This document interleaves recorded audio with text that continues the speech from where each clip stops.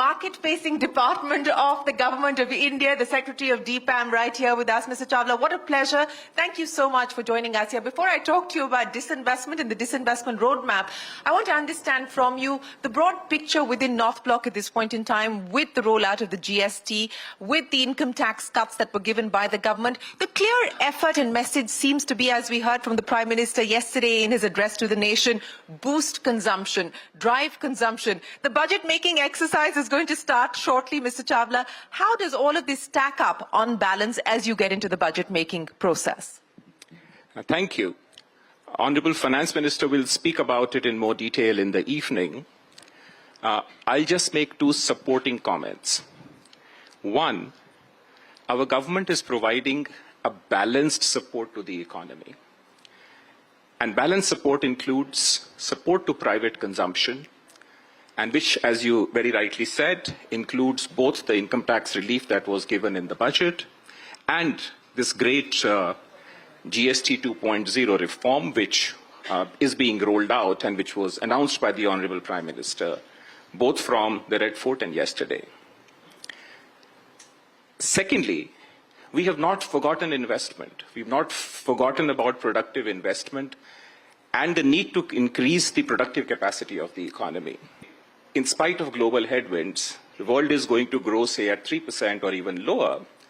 If we can grow double that in real terms and maybe exceed that, and that is what the early data shows, we should be thrilled. That is my suggestion. Well, suggestion and point taken, sir. Let me now address the issue of disinvestment and what the government is likely to do as far as the disinvestment roadmap is concerned. You know, I talked about the markets, and the Indian markets have, of course, faced their own degree of volatility on account of the fluctuation of FII inflows, but that's been offset by very strong domestic institutional interest and domestic institutional investment into the stock markets. There really has been, in a way, a democratization of the Indian capital markets that we've seen. How does your department, how does the government intend to leverage what we see happening in the market? What can we expect? More public sector companies doing OFSs? Are we likely to see more IPOs? What can we now realistically expect? Good question, and I entirely agree with you on the observation. The first dose or the first dose of financial inclusion was Jan Dhan, was Aadhaar, was UPI, what is globally called the India Stack. The second big structural change that has come about in our economy is this great democratization of our capital markets. And as you know, the foreign institutional investors keep moving in and out. They have their own sentiments. Last year, they gave us a tough time. And this year as well, you know, in the last few months, there has been great nervousness because of the reasons that you well know. To great comfort and great relief, the domestic institutional investors have become part of our capital markets in a very organic way and in a very democratized way. And if I can just quote you numbers, just say last closing financial year, if the FIIs were maybe slightly negative in the net sense, the domestic institutional investors poured in 6 lakh crores of savings and into the capital markets. So we have moved away from that era where everyone just kept money in fixed deposits and provident funds. And mind you, almost 2/3 of our domestic institutional investments, the mutual funds and the,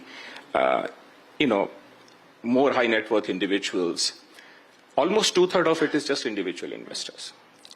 And what they poured in as 6 lakh crores is almost twice as the 3-year moving average, which is again twice of the previous 3-year moving average. And this year, they say from January till August, again, as the FIIs in a net withdrew 1 lakh crores, the domestic institutional investors poured in 5 lakh crores. And that is why our capital markets are the best performing world over. We have overcome the headwinds, and you can see they're now stable and looking forward to what today you call reforms reloaded.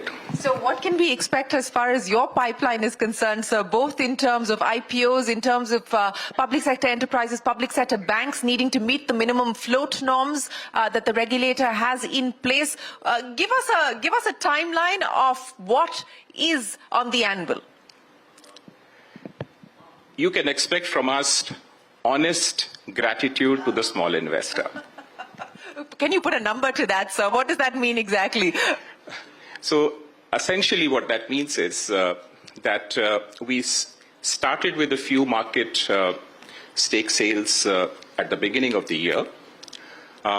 We held up a bit in the days of nervousness, but as markets have stabilized, we will bring in value creation opportunities for small investors. We will bring in more OFS, we'll bring in minority stake sales, we'll bring in maybe a few IPOs, and we will speed up this journey.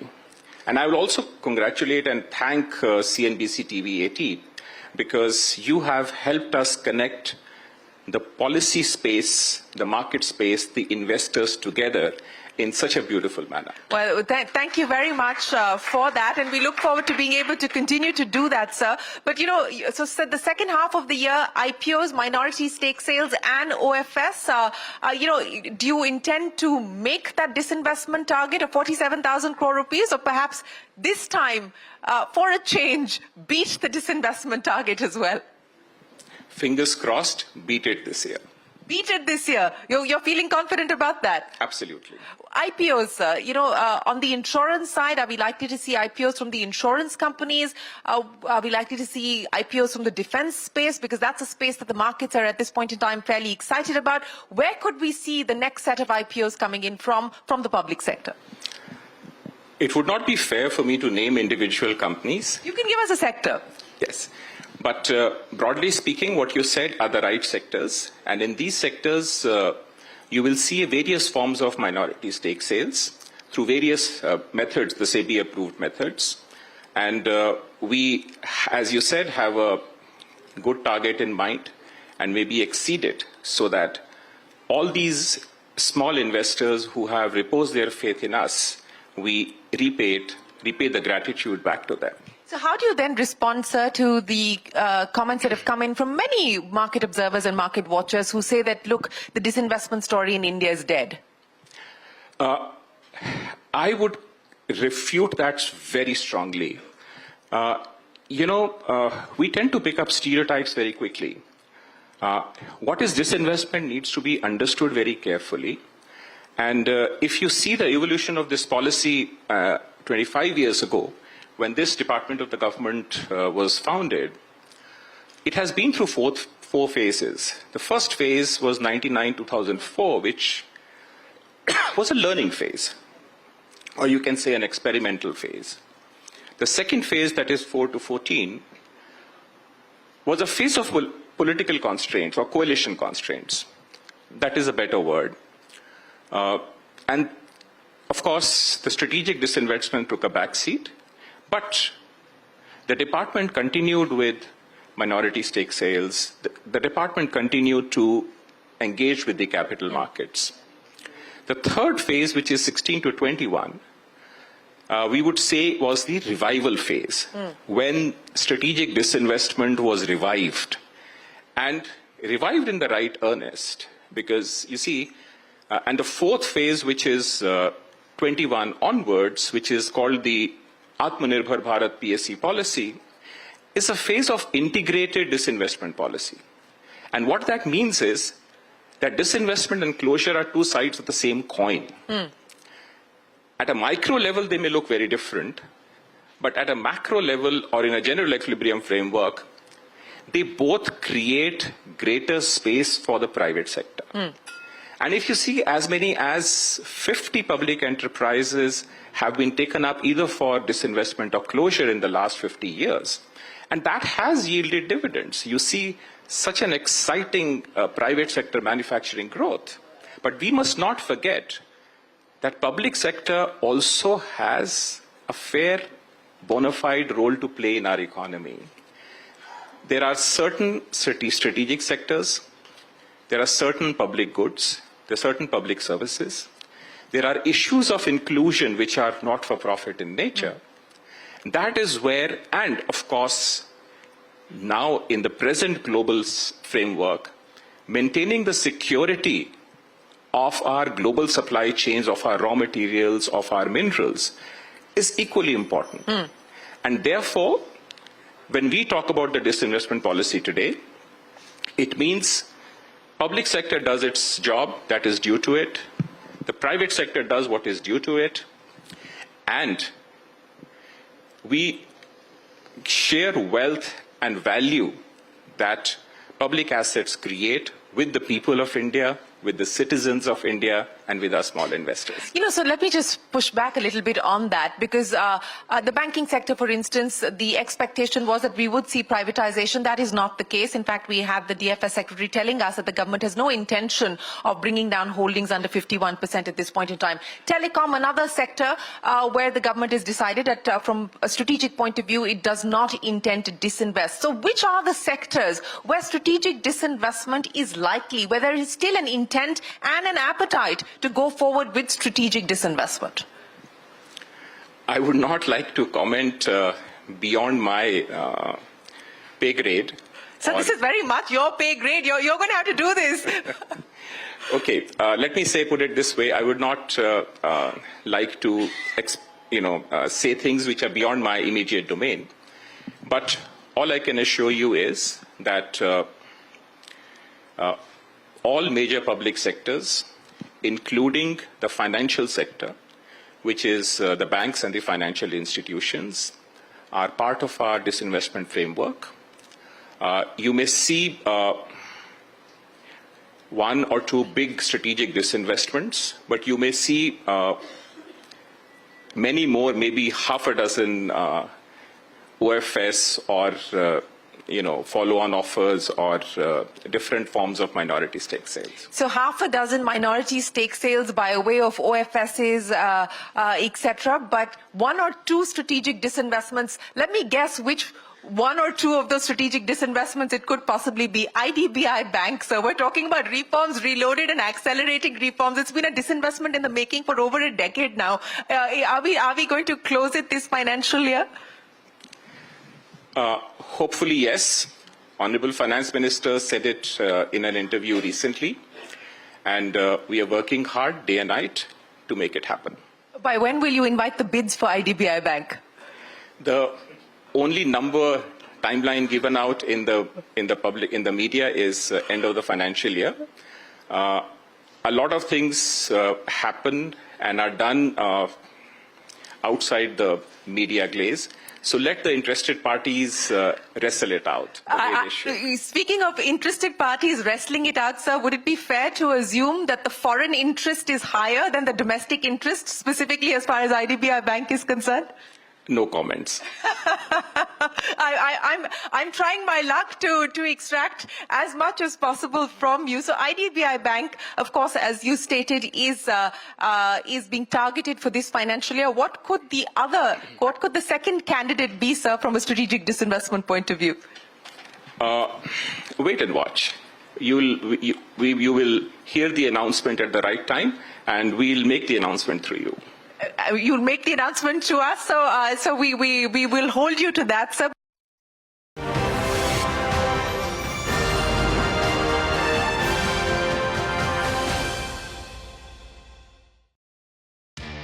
Sources are indicating to CNBC-TV18 the broad intent in the government is to reducing the rates, and it is likely to propose to keep as many as commonly used items in the 5% slab. What we are given to understand from sources is the fact that the industry has written to Finance Ministry seeking some key changes in the GST structure to expand the tax base. Well, in what could be a major overhaul of India's indirect tax regime, the government is likely to propose a simplified three-rate structure in the GST regime in the upcoming GST Council meeting, potentially eliminating the 12% slab. The government is considering GST relief for a slew of sectors, including textile and the medical sectors. GST Council meeting on 3rd and 4th of September will have to give an approval paving way to what PM mentioned to a two-slab structure, that is 5% and 18%, and a special rate of 40%. Well, the upcoming GST Council meeting on 3rd and 4th of September is likely to see a major GST overhaul, especially trying to give a consumption boost to the domestic economy. Firstly, a unanimous decision moving from a four-slab structure to a two-slab structure and a special rate, 5%, 18% to kick in from 22nd of September. I'll give you this number which is important. 99% of all the goods and services which are touched by GST are now either in 0 or in 5 or in 18.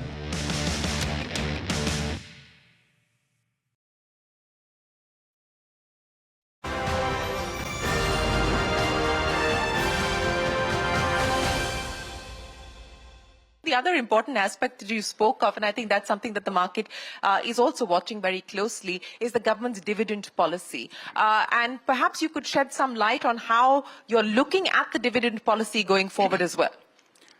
Very good question. A fair dividend policy is part of our integrated disinvestment framework. And the reason is almost the same reason as the monetary policy. Essentially, it is the discretion versus rule, which is also called time consistency. And it's a very careful optimization between the investors and the traders. We don't give any targets to the private sector. We allow them to freely operate in the capital markets.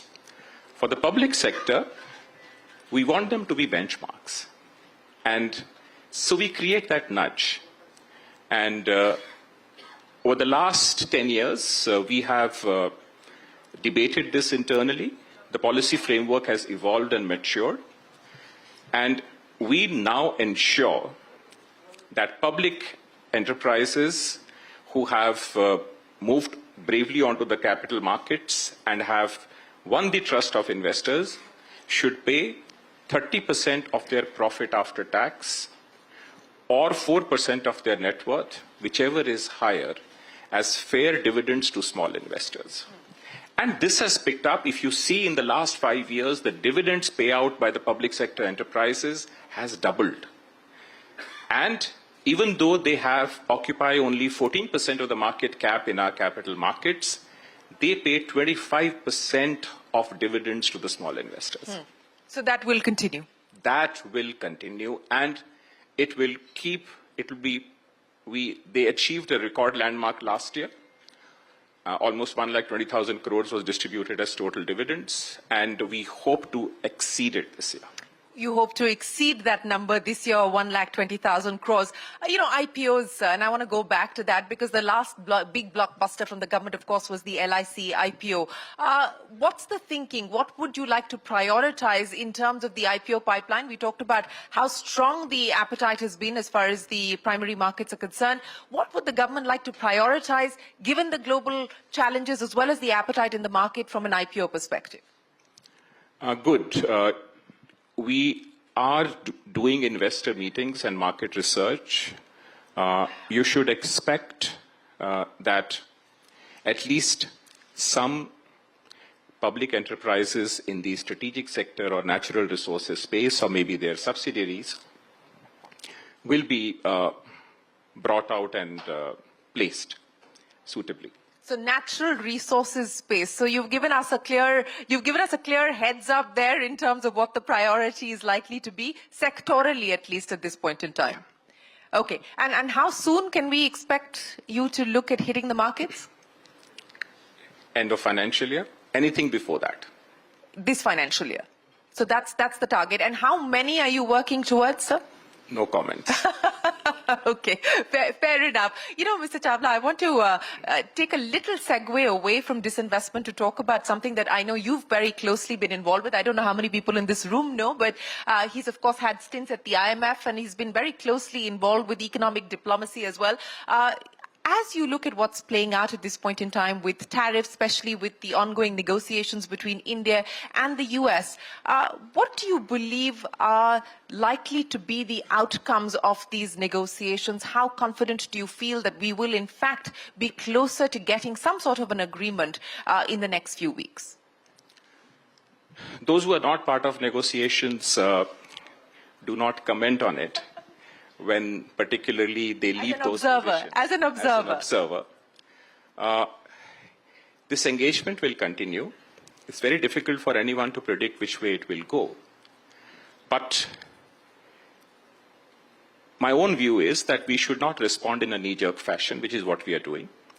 We should continue to work on our fundamentals, strengthen our economy, provide balanced support to growth, reorient our value chains, and at the end of it, it will pay us good dividends. So, a calibrated approach is what you're essentially suggesting. But on the macros, as you look at what's happening, especially as far as the currency markets are concerned, and we've seen a fair degree of volatility there, how do you see the rupee and the move in the rupee also offsetting some of the impact as far as exporters are concerned? But, what you believe the strategy should be there?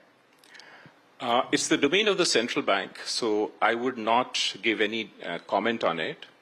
But being the market-facing department, whatever we see and whatever we research, broadly the rupee is aligned with the fundamentals, which is called the real effective rate.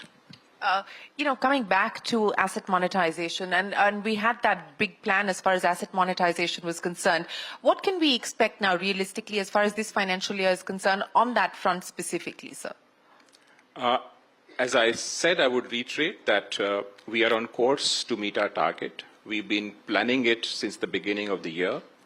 We did a few things at the beginning, and when the headwinds come, we lie down, but we keep ourselves ready. And the moment the fresh breeze comes, we come out and I would say give fair returns, and if I may use my language, fair dividends to the investors. Fair returns and fair dividends. Do you feel a fresh breeze, sir? Is it picking up momentum? Is it getting stronger at this point in time? Very much. And I'm very happy to say that the fresh breeze is now coming from the domestic investors.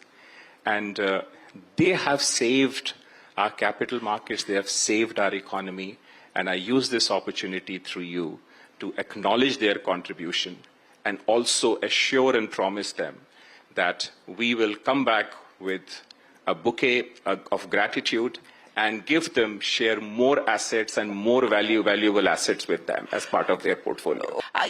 They say reform is the art of the possible, Mr. Chawla, especially from your vantage point as the Secretary of Department of Public Asset Management. We know the political constraints. What would be some of the other constraints? What are some of the other challenges that your department has to contend with to get things done, and especially to pick up the pace on where you find yourself today? A good question.